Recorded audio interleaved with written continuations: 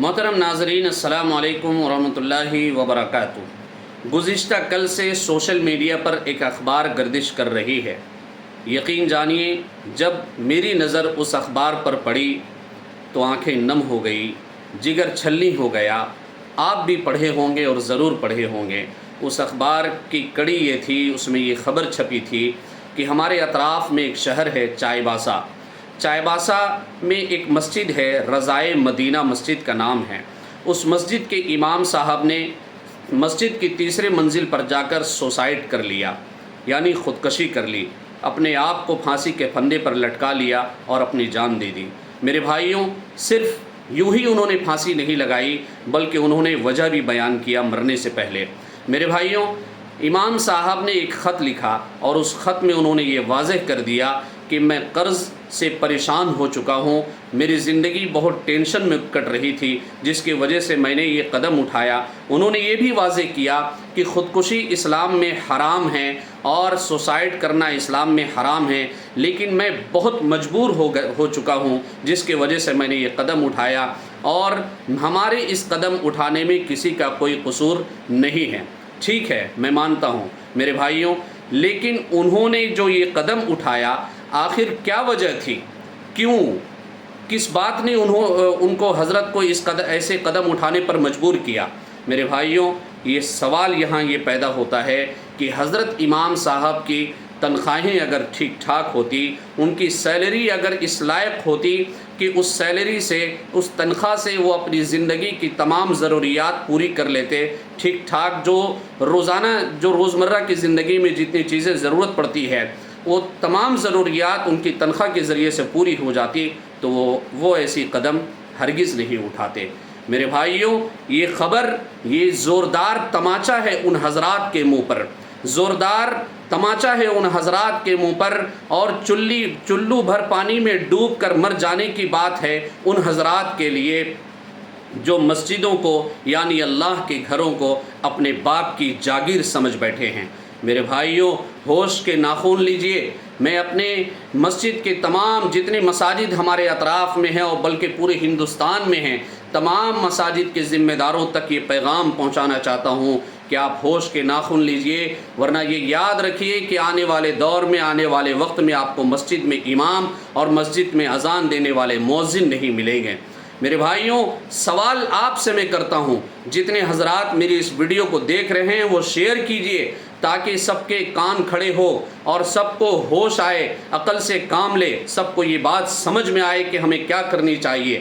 میرے بھائیوں، میں آپ سے سوال کرتا ہوں، تمام مساجدوں کے ذمہ داروں سے، جو اپنے آپ کو مسجد، اللہ کے گھر کو اپنے باپ کی جاگیر سمجھ کر بیٹھے ہیں اور اپنی ہینکڑی مسجد میں چلا رہے ہیں، جن کے گھر میں کچھ نہیں چلتی وہ آ کر مسجدوں میں چلاتے ہیں، یہ بات بالکل سچی اور کڑوی ہے۔ میرے بھائیوں، میں آپ سے سوال کرتا ہوں مسجد کے ذمہ داروں سے کہ آپ کی مسجد میں 8 9 10 ایسیاں لگی ہوئی ہیں، مسجد میں، آپ کی مسجد میں 15 سے 20 ہزار، 25 ہزار، 30 ہزار تک الیکٹریسٹی بل آ رہا ہے، الیکٹرک بل آ رہا ہے 20 سے 25 ہزار، 30 ہزار روپیہ۔ اس خرچے کا انتظام کہاں سے ہو رہا ہے؟ میرے بھائیوں، غور کرنے کا مقام ہے، کہاں سے آ رہا ہے پیسہ؟ کہیں سے تو انتظام ہو رہا ہے نا، آپ اس کی بھرپائی کر رہے ہیں۔ اور اسی کے ساتھ ساتھ اگر مسجد میں کچھ چیزیں پرانی ہو جاتی ہے، جیسے وضو خانہ خراب لگ رہا ہے دیکھنے میں، تو اس کو توڑ دو، پھوڑ دو اور نئے سرے سے اس کی تعمیر کرو۔ طرح طرح کی باتیں، ہر سال مسجد میں پینٹ لگوانا، کمکمے لگوانا، اور پھر نئے پنکھے لگانا، جو چیزیں پرانی ہو گئی ہیں اس کو ہٹا دینا، مسجد کو پینٹ کروانا، یہ سب فضول ہے میرے بھائیوں۔ مسجد کی خوبصورتی نمازیوں سے ہوتی ہے، یہ بات یاد رکھیے، اور اپنے علماء سے، اپنے بڑوں سے تحقیق کیجئے، پوچھئے، ان چیزوں میں آپ مشورہ نہیں لیں گے۔ تو میں یہ کہنا چاہتا ہوں کہ آپ لاکھوں روپے مسجد میں ایسی برباد کر رہے ہیں، لیکن آپ کی مسجد میں جو غلامی کر رہا ہے، امامت اور مؤذن میں نہیں کہوں گا بلکہ غلام کہوں گا، اس لیے آپ نے اسے غلام سمجھ رکھا ہے، اور جن سے آپ امامت کی خدمت نہیں بلکہ غلامی لے رہے ہیں، غلامی کروا رہے ہیں، دن رات آپ کی مسجد میں لگا ہوا ہے، 24 گھنٹے آپ کو اپنا وقف کر دیا ہے، آپ ان کو ترسا ترسا کر مار دے رہے ہیں۔ آپ آپ کے دل میں، اگر آپ کے سینے میں انسان کا دل دھڑکتا ہے تو میری باتوں کو ٹھیک سے سنیے اور اپنے دل پر ہاتھ رکھ کر سوچئے کہ آپ کی 1 مہینے کی آمدنی اگر کم ہو جاتی ہے تو آپ کتنے ڈپریشن میں چلے جاتے ہیں۔ میرے بھائیوں، غور کرنے کا مقام ہے، آپ 50,000 روپیہ منتھلی کماتے ہیں، اس کے باوجود بھی آپ کو صبر نہیں ہوتا، آپ ٹینشن میں رہتے ہیں، کبھی اسکول کے فیس کا انتظام نہیں ہوتا، کبھی دودھ والے کے پیسے کا انتظام نہیں ہوتا، کبھی کچھ ہوتا ہے کبھی کچھ ہوتا ہے، پھر بھی آپ بھی قرض میں ڈوبے ہوئے ہوتے ہیں، آپ صبر سے کام نہیں لے پاتے ہیں۔ 50,000 روپے آپ کا انکم ہے، اس کے باوجود بھی، اور کسی کے 1 لاکھ بھی ہوتے ہیں، کسی کے 2 لاکھ بھی ہوتے ہیں، پھر بھی وہ پریشان رہتے ہیں، اپنا روتے رہتے ہیں اور لوگوں کو سناتے رہتے ہیں، میرے ساتھ یہ معاملہ ہے، میرے ساتھ یہ پریشانی ہے، رشتہ داروں کو سناتے رہتے ہیں۔ بھلا آپ جس امام اور مؤذن کو 8 سے 10,000 روپے تنخواہ دے رہے ہیں، وہ اپنی زندگی کیسے گزارے گا؟ کبھی سوچا آپ نے؟ بالکل نہیں سوچا، نہیں سوچیں گے نا۔ آج ہمارے معاشرے میں ایک برائی بہت تیزی کے ساتھ پھیل رہی ہے میرے بھائیوں، بہت تیزی کے ساتھ، اور وہ برائی کہیں اور سے نہیں بلکہ اللہ رب العالمین کے گھر سے، مسجدوں سے پھیل رہی ہے۔ اب مسجدوں سے کیسے پھیل رہی ہے برائی؟ غور کرنے کا مقام ہے۔ مسجد میں بیٹھ کر کے امام اور مؤذن کے خلاف سیاست ہو رہی ہے، گندی گندی راجنیتی ہو رہی ہے میرے بھائیوں۔ میں کیا کہوں آپ کو، جب کسی مسجد میں امام کو یا مؤذن حضرات کو، مؤذنین کو رکھنا ہوتا ہے، کسی کا سلیکشن کرنا ہوتا ہے، بحالی کرنی ہوتی ہے، تو آپ ان سے نماز پڑھواتے ہیں، 2 دن 3 دن ان کا ٹیسٹ لیتے ہیں، حالانکہ آپ کو حق نہیں ہے ٹیسٹ لینے کا۔ آپ کو ٹیسٹ لینا ہے تو آپ کسی علماء اکرام کو بلائیے، جو ان سے زیادہ علم رکھنے والے ہیں یا ان کے برابر رکھنے والے ہیں، ان کو بلائیے، ان سے ٹیسٹ لیجئے، دلوائیے۔ میرے بھائیوں، ٹھیک ہے، آپ سب سے مشورہ لیتے ہیں کہ میں نے اس امام کو رکھا، میں نے اس مؤذن کو رکھا، کیسے ہیں، ان کی آواز کیسی ہے، بہت اچھی ہے، یہ وہ فلانا، جو بھی ہو، طے ہو گیا، رکھ لیا آپ۔ لیکن جب ان کے خلاف ایک شکایت آ جاتی ہے تو آپ اس کو اتنا بڑا بنا دیتے ہیں کہ وہ بیچارہ ٹینشن میں آ جاتا ہے، ڈپریشن کا شکار ہو جاتا ہے، اور ان کو ہٹانے کے لیے آپ کسی سے مشورہ نہیں لیتے ہیں، کسی سے نہیں پوچھتے ہیں میرے بھائیوں۔ یہ مسجد کے امام کو اور مؤذن کو ہٹا دینا بغیر کسی سنگین جرم کے، یہ یاد رکھیے، اس کے کردار کے اوپر، اس کے کریکٹر کے اوپر حملہ ہے، کسی گڑیا اور گڈے کا کھیل نہیں ہے میرے بھائیوں۔ آپ کو اللہ رب العالمین کے یہاں جواب دینا ہوگا۔ یاد رکھیے کہ اللہ کی لاٹھی میں آواز نہیں ہوتی۔ میں اپنے شہر کی ایک مسجد کی بات کر رہا ہوں، جہاں میں نے خود اپنے آنکھوں سے دیکھا ہے، اپنے کانوں سے سنا ہے کہ اس مسجد میں اگر آپ جی حضوری نہیں کریں گے تو آپ بالکل بھی نہیں ٹک سکتے، آپ کو غلام بن کر کے رہنا پڑے گا۔ اگر مسجد کے صدر صاحب مسجد میں داخل ہو رہے ہیں تو داخل ہوتے ہی ان کو سلام کرنا ہوگا اور انہیں کرسی صاف کر کے انہیں کرسی میں بٹھانا ہوگا، 1 گلاس پانی پیش کرنا ہوگا۔ اگر آپ ایسا نہیں کرتے تو آپ ان کی نظر میں اچھے کبھی نہیں ہو سکتے۔ آپ ان کے نظر میں، آپ جتنے بڑے قاری ہو جائیں، جتنے بڑے عالم ہو جائیں، آپ ان کے نظر میں بڑے ہرگز نہیں ہو سکتے میرے بھائیوں۔ یہاں تک کہ ہم نے دیکھا ہے کہ آپ مسجد کے بیت الخلاء کی صفائی نہیں کرتے، خدا کی قسم اللہ کو گواہ بنا کر کے کہہ رہا ہوں، تو آپ ان کے نظر میں اچھے ہرگز نہیں ہو سکتے۔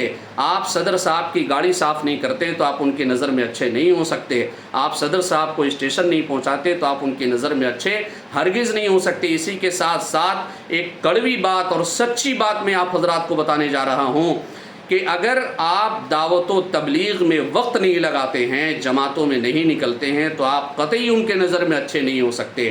باضابطہ ایک صاحب سے، ایک امام صاحب، ایک مؤذن، امام اور مؤذن تمام حضرات کو بٹھا کر کے یہ کہا گیا ایک مسجد میں کہ اگر آپ اللہ کے راستے میں نہیں نکلتے، یعنی جماعت میں نہیں نکلتے ہیں، تو آپ کی کہانی ختم ہو جائے گی۔ استغفر اللہ، استغفر اللہ۔ یہ کہانی ختم کرنے چلے ہیں علماء کرام کی۔ اللہ کی مار جب پڑے گی تب بات سمجھ میں آئے گی۔ یہ زندگی چند دن کی ہے میرے بھائیوں، خدا را اپنی آخرت کو برباد مت کیجیے اور علماء کرام کی بد دعائیں مت لیجیے، ورنہ مرتے وقت ہم نے اپنے بڑوں سے سنا، میں اپنی بات نہیں کہہ رہا ہوں، اپنے بڑوں سے سنا کہ آپ کو کلمہ بھی نصیب نہیں ہوگا۔ اللہ معاف کرے۔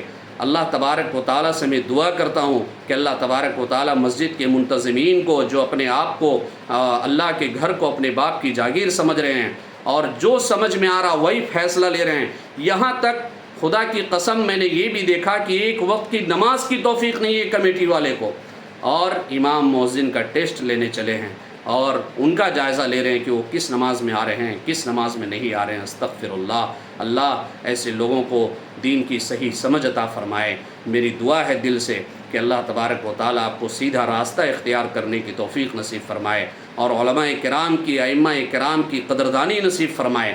اگر آپ قدر نہیں کریں گے تو یقین جانیے بہت برا آپ پچھتائیں گے، اور اللہ کی لاٹھی میں آواز نہیں ہوتی ہے۔ سدھاریے اپنی عادتوں کو اور اپنے کردار کو اچھا بنائیے، علماء کرام کا ادب کیجیے، احترام کیجیے، اپنے سروں کا تاج بنائیے۔